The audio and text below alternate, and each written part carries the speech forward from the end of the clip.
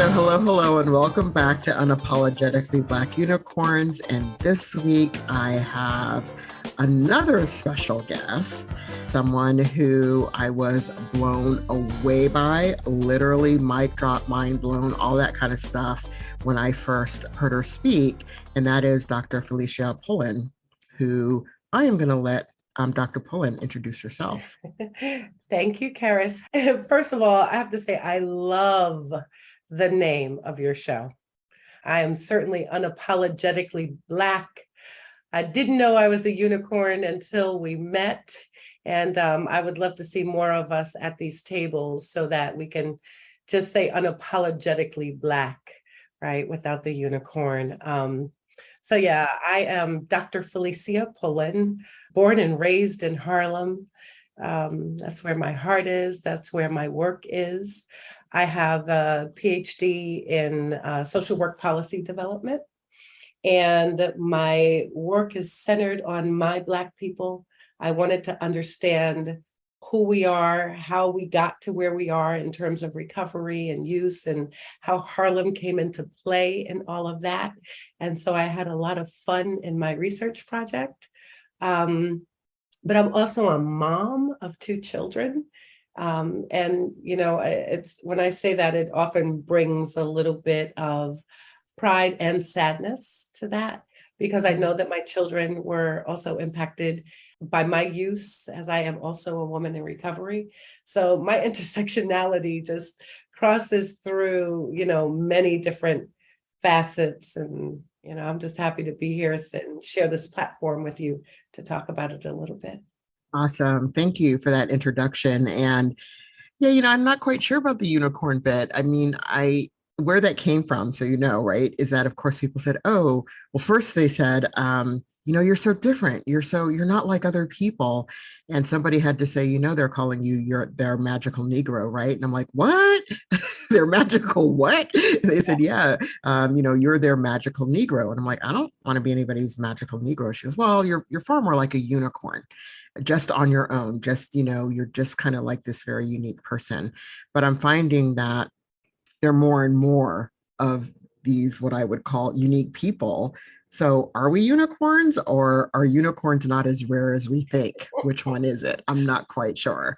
So yeah, but unapologetically Black, oh yeah, bring it on. And that's what I loved about hearing you. You know, we were at an event, and I wasn't sure myself what I felt comfortable sharing on a panel about my experiences within the quote unquote consumer survivor ex-patient peer movement.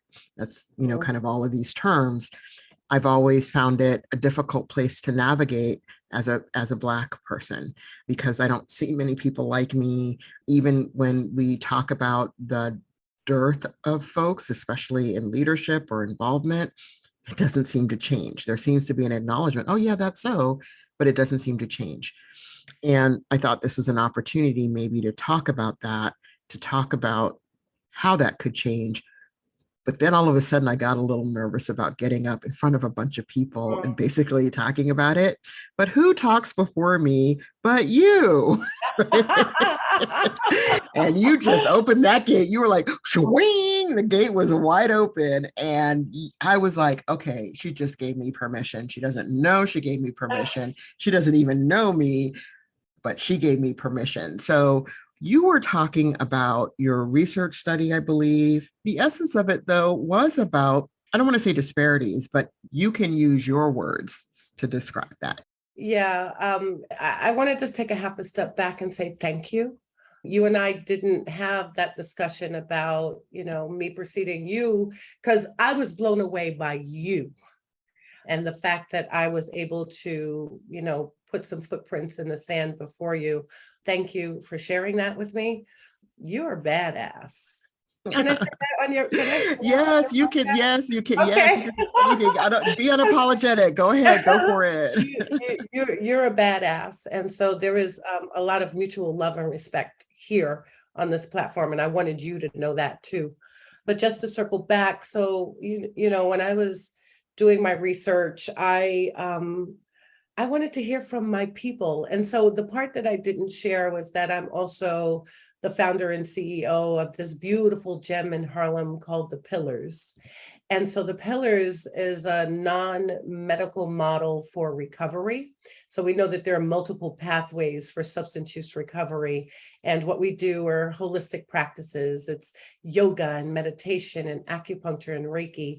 But I have like these amazing people that come through, some of them every day, because they use that space as a recovery center. There's a woman who has 51 years in recovery that comes to our space, and she volunteers to do a bereavement group. So it's all this mutual aid in there.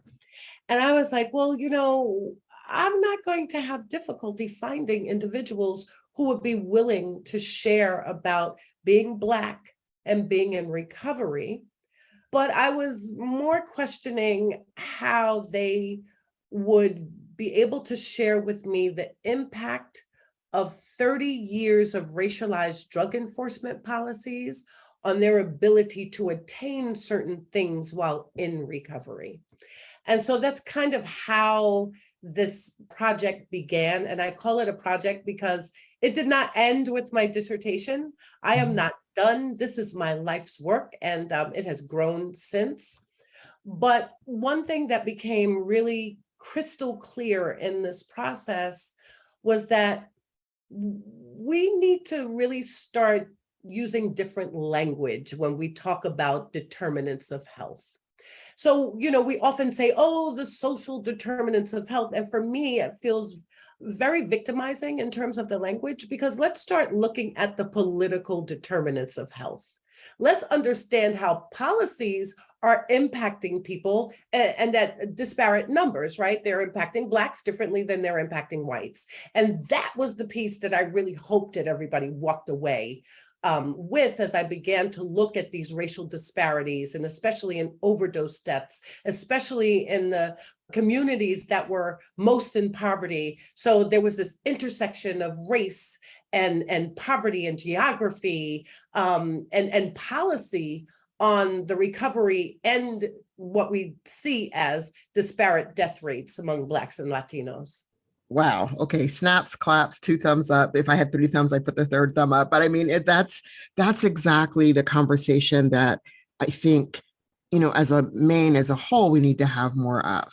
As I also think about our work, and though, you know, my trajectory has been primarily mental health, and I don't see, quite frankly, me, Karis Myrick. It's just, you know, I see, you know, health is health, and we start to break down these kind of like silos of mental health, physical health, substance use, like these are the silos, when in fact, many people will be in quote unquote, all of these systems, if you will, right? But unfortunately, we bifurcate, trifurcate, quadruplicate, you know, and then we don't do very good job of talking and working together. And I think even in our movements as a peer and recovery movements, we have not done a good job of talking and working together, because we're fighting for the same thing in essence. Absolutely. I you know, I agree. And, you know, I struggled with my mental health for a very long time. And I think, you know, it's so funny, because in this moment, as I say that and I hear myself saying that, I think sometimes we just say mental health so quickly without really understand, like, my mental health. I was suicidal at 13. I saw my first like bout of depression, like serious depression, at 22. And then was, you know, suicidal again at 40. So, but not to say that there was nothing in between all of that, right? There was a lot of substance use and misuse to cope with some of those feelings and the anxiety and the depression that I was suffering under. And I think you are absolutely correct that we are fighting for the same thing, but the system, right, separates us and then makes us fight for the same pot of money. Knock it off. Oh, thank you. Thank you. I mean, we know when I say crabs in a pot, crabs in a barrel, I say it's like the crab theory, people look at me, especially non-Black people, because they don't know what that really means. And I think, and you know, it's like, well, it means that as some are crawling out, right? You don't help, you push them back to make sure that That's you get right. out, and you kind of look back and go, too bad for you, Joe, and you keep Yeah, on going, right? That is not really helpful.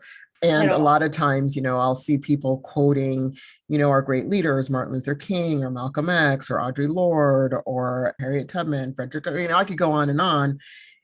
And when I ask people, do you really understand what that means? Do you understand that from the context of the shoes that that person was walking in, the Mhm. life they had to walk in? They don't understand it. And, No. I don't expect them to understand it, right? Because the experience is quite different. But I sometimes just feel like, I don't know.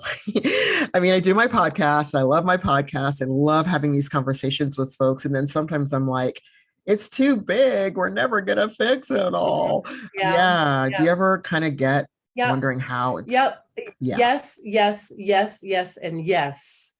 And yeah. what I have found to be helpful when I'm feeling the weight of that, because I think that I feel that way when I'm on bigger stages, right? Like where we met, right? Mm-hmm.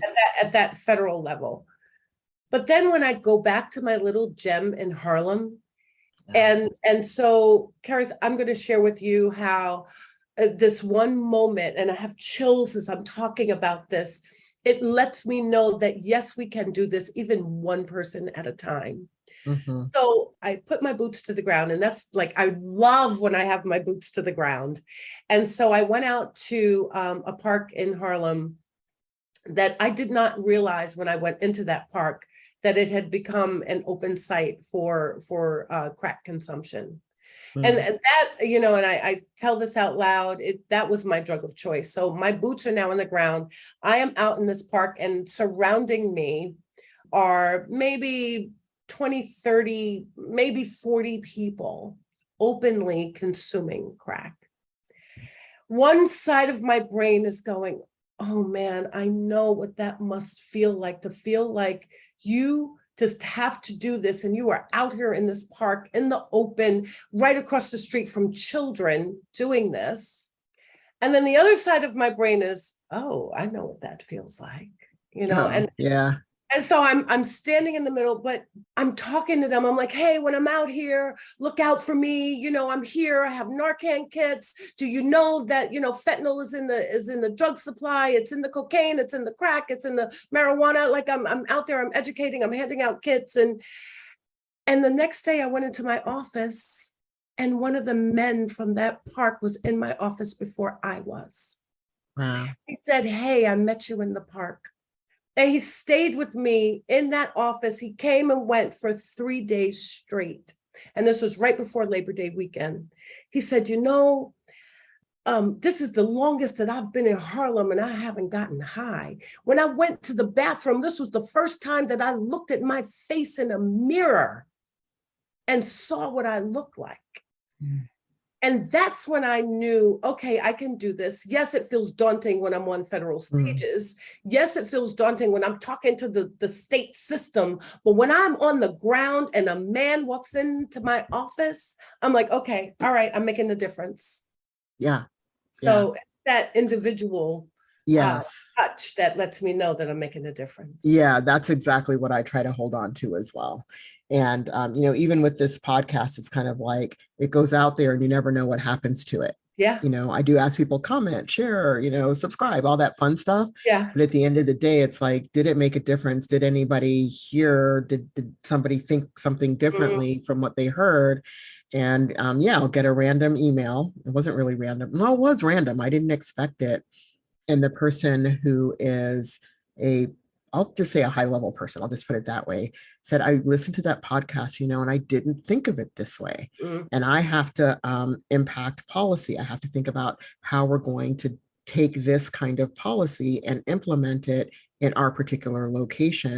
And she goes, I have to think about it totally a different way now after listening. Wow. So it's like, okay, that's okay, cool. So it's like, okay, all right, Yeah, boom, boom, yeah, So, and I'm yeah. like, do you want me to hook you up with that person who was talking on the podcast? Whatever. But it, Mhm. it is, it is, sometimes, yes, it does feel daunting and overwhelming and, too big to fix. And my father always says, well, Karis, you're not supposed to fix it by yourself. Oh yeah, that's Mm, right. Right. yeah. So it's almost like you take the world on your shoulders because we're so invested in it. personally and invested. passionate Yeah. about this work. Yeah. So Yeah. tell me more about the pillars. And we had talked about you had two different do you have two different organizations or one? Help me. But I'm trying to remember I am about laughing because everyone gets confused about this because yeah. you know, I Yeah. just be doing too damn much. Can I just say Yes, you can. That's right. I'm just doing so it's all under one umbrella. So Let's Talk Safety Inc. is the fiscal arm of it all. Mhm. And so on one side of it, we do prevention of the onset of use for teens and youth. And I really paused there for a reason, because as the field talks about prevention, we don't talk enough about the prevention of the onset of use.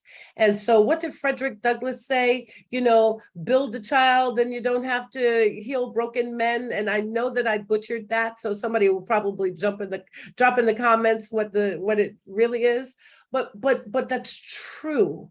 And so it's built on, bringing these young people to the table, and they are civically engaged, and they come up with these brilliant ideas, and we have these 12 sectors that come together and give them the resources to make it happen. So there's a beautiful mural in Harlem of their perception of Harlem past, present, and future. And so how young people are self-actualized in the future, but they take a look at the 1920s and see this couple walking arm in arm past some brownstone steps. And it morphs into color, looking at James Baldwin and Marcus Garvey and understanding their history and the roots. So Mhm. that's Safe in Harlem. Okay. Yep. And then there's the Pillars. And so the Pillars is actual brick and mortar. Safe in Harlem we do inside of schools. And the Pillars is non-medical and holistic approaches to recovery for people who choose that path. It is free yoga, meditation, acupuncture, Reiki, parenting skills classes, because we know every parent comes to the table with skills, right? And so how can we help to enhance what you have? We do Narcan distribution. We have a clothing closet where people donate and other people come shopping. We have vocational trainings. We trained over 450 people in 3 years in a myriad of opportunities, from OSHA training to security guard, home health aide, teacher's aide. And so you can hear the passion, because I Yes. absolutely love, love, love this work. And Yeah. so people come in, we say, welcome home, welcome Mhm. home. Um, Yes. and we are one big family inside of that space. Even if you're walking in for the first time, we call you by your last name, right? Mr. Jones, welcome. You are respected in this space. Yes. I'm just so moved by it all. And it's not something that many people have access to. Yeah. And so I'm going to ask you a little bit about funding, because when we try to do this work, it's like you have to justify it to, especially if it's government funding, right? Like, what do you mean you're doing Reiki? That's not an evidence-based practice for this particular thing, so we are not going to fund it. So then you have to find other types of funding and braid and mix and match, and because I'm sure people are like, yeah, that's nice, but how do you fund something like that for the pillars, for the actual brick and mortar? Yep. So I'll start with the Pillars. And so both arms are funded. Mm-hmm. Um, you know, I don't know how many people will say this, but I say this and I say it out loud often. I'm grateful to Oasis. And Oasis is our state, single state agency that is over alcoholism, and they just changed their name, the Office of Alcoholism Services and Supports. Mm-hmm. And so my grant that I wrote, that I dreamed of what this brick and mortar should look like, was selected. It was the highest performing grant in the borough at that time. And they were like, you know what, this is a great idea. Let's fund it. I will never forget where I was when I got the call from Oasis. And then I began to have the ability to take what was in my head theoretically and put paint on the walls to select the space to be able to actualize all of the things that I had the privilege of receiving when I went to treatment for my own addiction. So because I had this great insurance, I was in a sweat lodge and had acupuncture and yoga and meditation. I'm like, well, money should not be a barrier, right? Mhm. Insurance should not be a barrier. How do I bring these services back to the community that raised me and offer it to them for free? For free. And so God is all in that space, Karis, because every day someone walks through the doors and say, I don't know what brought me in here, but I was walking by, and you know what? I want to know how I can volunteer. Mm. And so most of the classes that we have are run by volunteers. Mr. Wong comes in 3 days a week and does Tai Chi, right? Miss Joyce and Osei does Reiki. So I don't have to pay those I could not afford to pay those practitioners. Mm-hmm. So in the grant process that Oasis released, it was, what does recovery look like in your community? And I was like, you know what? Recovery looks like some, can I curse on here? I'm not going to. Yes, you can. It's explicit. Recovery looks like some shit that Black people are not used to being exposed to and receiving, like Reiki. People are like, what's Reiki? I go, you ever hear old Black ladies say laying hands on? That's what Reiki is. We've been doing this for years, for centuries, laying hands on, a massage for your soul. So we get a chance to bring that to the people. And I'm lucky because through that Oasis grant, I get to pay the rent. Yeah. I get to pay, and we are so short-staffed. Being funded gives me an opportunity to really understand what it feels like to be on public assistance, because they give you just enough not to starve, but you ain't really well fed. Exactly. And so, all of this is grant funded, but I'm not starving, but my belly isn't full either. Do you think it would change if it was something that was a billable service? Do you know what I'm talking about? Like, you know what I'm talking about? Like, because I think especially in our peer world, that the ultimate was, oh, we got to get the peer certification, and I was like, y'all know that's going to mean you're going to be Medicaid billing, right? And somehow that kind of slipped people's mind, and then when it became the reality of, wait, we're going to be doing what? It started to eke into, does this match our value set and how we want to do our service provision, depending upon what service it is. Some services make sense, like maybe a hospital service, you're there for medical necessity if you're in a hospital generally. So maybe that might make sense to do that kind of documentation. Again, I'm not saying it is or it isn't, I'm just, posing. So what do you think would happen if people said, yeah, we need to get consistent funding by using insurance or Medicaid as the mechanism to ensure that these services can always be offered and we can be reimbursed? Like, what would that do? So this is a question that is on the table right now. Oh, wow. Right. Yeah, it is a question that is on the table. And it's on the table, unfortunately, because the way that the funding mechanism is structured. So there are 31 recovery centers across the state of New York. Some of us don't know, most of us don't know from 1 year to the next if the money is going to continue to come down the pike. And that is very uncomfortable. And then there are words that are thrown around in meetings going, well, sustainability, what is your sustainability plan? Well, how can I have a sustainability plan if we have no revenue coming in? Donations, fundraiser. I mean, some of us are more adept than others at fundraising, but for the most part, we don't even know if a year from now our doors would be open. So it's very uncomfortable. And so to your question, I think that there is a way to marry the two systems. So for example, the gentleman that came in that I mentioned to you that I had met in the park Over the weekend, that Labor Day weekend, he went out to, as I call, do more research. Mm-hmm. And so unfortunately, in his data gathering, in his research process, he came in that Tuesday and he had hospital bracelets on, and, you know, he had some scars that, you know, it was a rough lesson to learn. But he had the wherewithal at that moment, because he had that little moment of recovery with us prior to doing more research, that he called for himself to get picked up to go into treatment. Mm-hmm.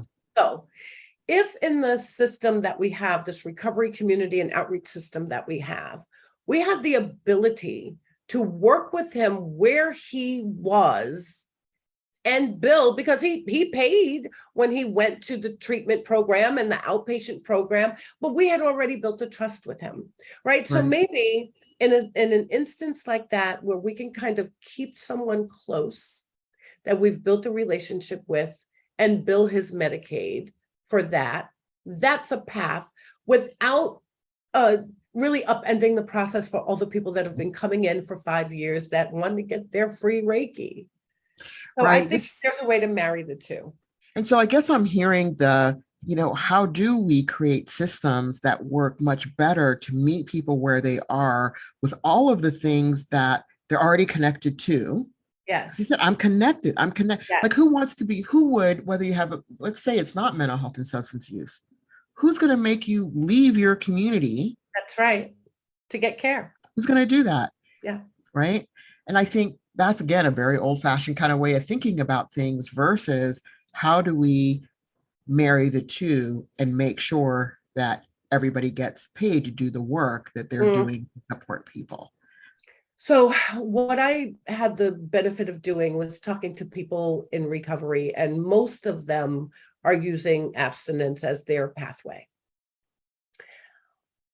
But having been in the park, among all of those individuals that are still using, I need to know their stories too.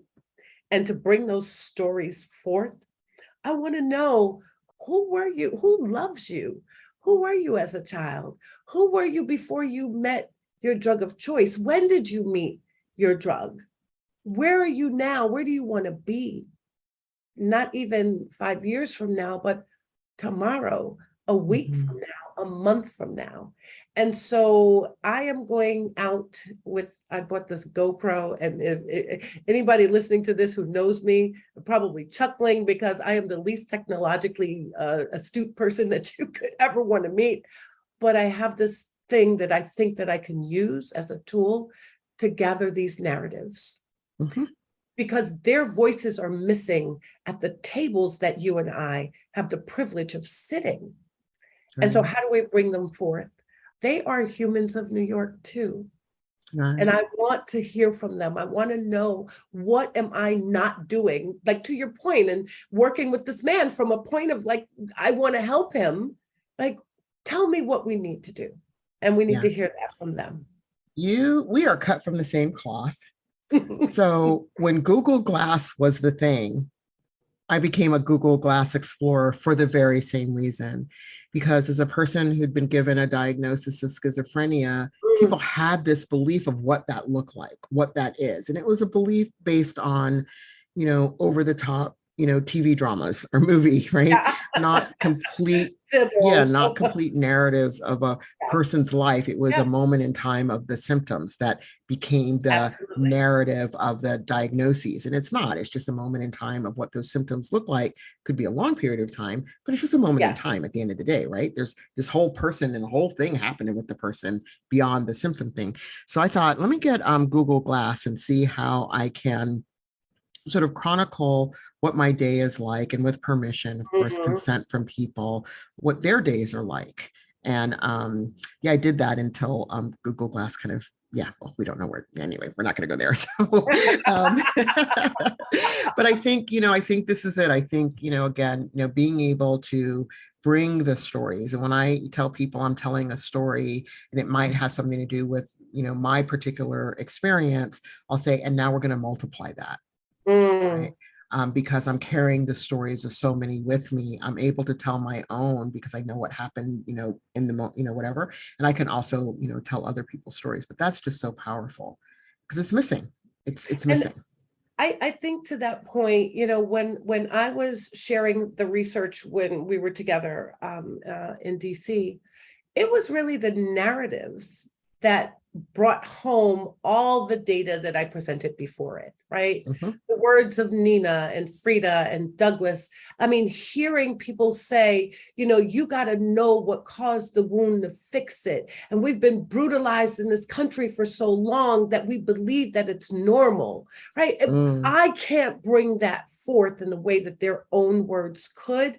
And I Mhm. think that was probably one of the most powerful pieces of the presentation was Yeah, here are their words. It's not exactly. Dr. Pullen. This is people that have been impacted for generations, talking about the generational oppression that is embedded in their DNA and they still are carrying forth because of Mm. racism. So I have about a minute. I'm gonna. Ah, I no! know we could keep talking and talking and talking. I want you to do some wisdom dropping. You've dropped like tons of wisdom, as everybody does during our time of chatting. But I do want to give guests an opportunity to leave the listeners with one piece of golden nugget, all of it's golden, of wisdom dropping. So, what wisdom do you have that you want to share? I think the one piece of wisdom that has just been life-changing for me is to find my passion and to turn that passion into my life's work, which is not something that I always did. So I asked myself, who am I passionate about? Where am I passionate about doing the work? What work am I passionate about doing? And that was the platform that I built all of the things that I mentioned. So find your passion and move forth with that, no matter what it is. So the who, what, where, when, and why. And I have peace and happiness that I didn't have before. Beautiful, beautiful. Thank you so much for spending this time with me. I so appreciate it. And for our listeners, you know what to do: like, subscribe, comment, share. Most importantly, share. All the other stuff is important so other people get access. Other people can get access to the podcast. But the most important thing is that you can do too is just share with other people. So thank you so much for joining me. And yeah, for our folks, see you next week on Unapologetically Black Unicorns.